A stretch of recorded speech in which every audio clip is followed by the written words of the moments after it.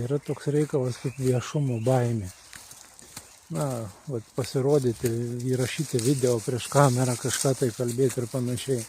Tai čia yra vienas iš pagrindų, kada tu nori paruošti žmogų, kuris galėtų dirbti su kitais.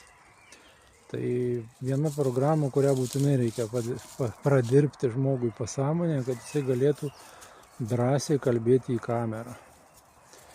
Tai pas mus akademijoje praktiškai visiems tą reikėjo prasidirbti, kaip būtų keista ar nekeista. Bet visi mes žmonės esam daryti vergais, kad bijotumėm bendrauti su kitais, bijotumėm savo nuomonę reikšti, pasirodyti. Ir tai daroma sąmoningai, kad paskui atsėdėtum samdomam darbė ir bijotum su žmonėmis bendrauti. O bendrauti su žmonėm reikia tam, kad tu galėtum užsidirbti pinigų.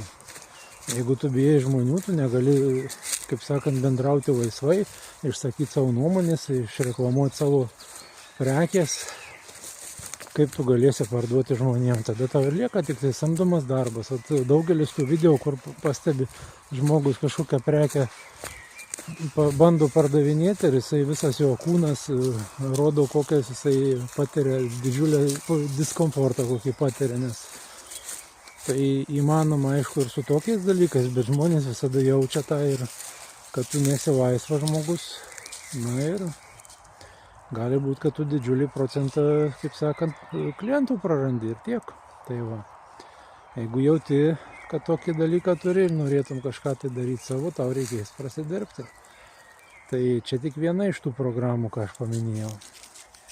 Tai va, gali registruotis nemokamai konsultacijai, kaip nors pas mane rašyti žinutę arba susiras kontaktus profilį ir parašyti, pravesim, parodysiu. Jeigu aišku pats nori ir pripažįsti, kad turi tokią problemą. Okay.